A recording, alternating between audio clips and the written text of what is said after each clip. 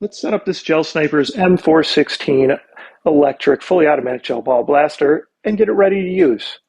First thing, again, I want to point out, and this is important, if you haven't used a gel ball blaster, you really need to soak those gel beads properly.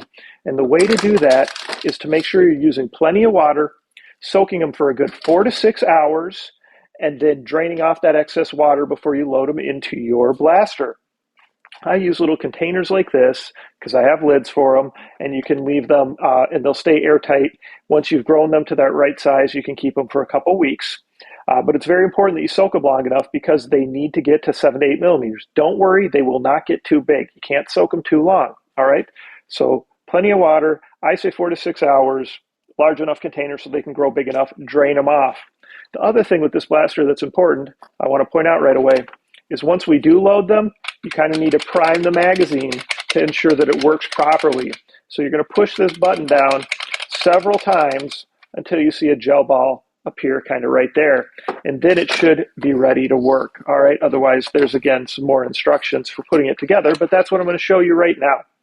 So you got a lot of accessories down here. This is your speed loader that you could fill up with gel balls, and it's going to make it a little easier to pour them in to your magazine because the magazine has this little small door right there. So you can use that. And then you can also put the white lid on it and store gel balls in there just to have some extra ones with you. Then we got some other accessories to put on too. So let's start with the battery. So you're going to plug this into an AC adapter that's 1 amp or greater, and it's going to charge this up. This has a 2-pin JST connection for the actual blaster end. So we've got that all charged, and that's going to plug in there. But before we plug it in, we want to go ahead and attach the stock. You've got this release button right here. You're going to pull this out. We're going to feed this through. Okay, and then this pushes on. You'll see there's some little notches that it needs to line up. You turn it, it's locked in place. So now we've got the buffer tube on. We can put your battery in. A better way of doing it is to put the battery in first and then plug in the harness so that you can have the harness accessible at this end. Okay, that way it's not going to get stuck on anything, and that's the best way to make sure you're never ripping out any wires. So we're going to put the stock back on. You just push this down, line it up. Okay. And there you go. And now you can push it in. And then if you want, it locks in place. Okay. So there, we'll put it right there. All right. Here's your charging handle. So now that we have the battery in, you can see it's automatic, or we can switch it to single shot. That turns that off, but that allows you to pull the handle and single shot it if you'd like to. I'm going to put it back into automatic, or if you put it right here, it should be. Yeah, so if we put it back, that also works as a safety, as long as you don't pull the charging handle back.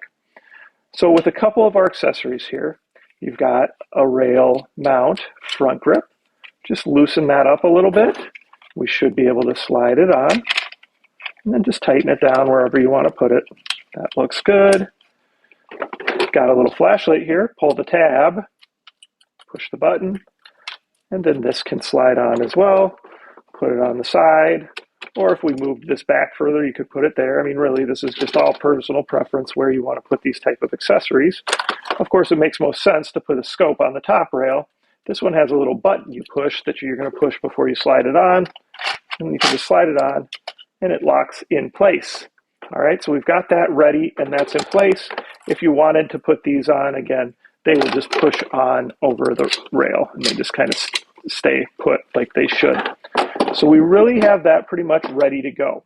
I've talked about the importance of how to prepare those gel balls. Since I already had some ready, I'm going to go ahead and just load up the magazine. So for me, I'm pretty good at, just using my hand kind of as a funnel, but you've got that speed loader too. So get it nice and full.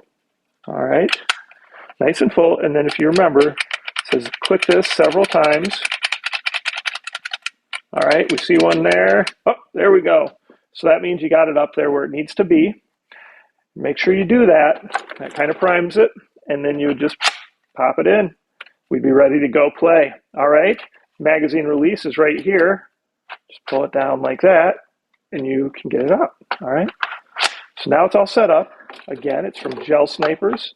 It's their M416 style electric gel ball blaster. I'll do another test where we shoot it and test the FPS.